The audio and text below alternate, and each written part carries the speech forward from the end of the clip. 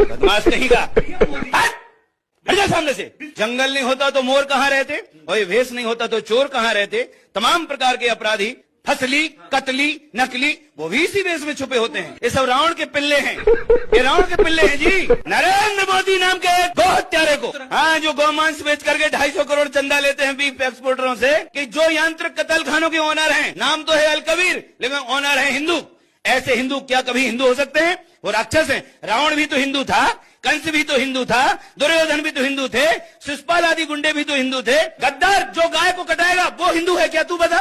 देश के साथ धोखा कर रहे हैं। यहाँ तक कि जो अपनी पत्नी के प्रति भी कृतज्ञ नहीं हुआ, इस कृतज्ञ व्यक्ति को किसने मां के मरने के बाद इसने सिर के बाल नहीं बनाए? झूठे हिंदू, हिंदुत्व को ठगने वाले, लाशों पर रोटियां सेकने वाले।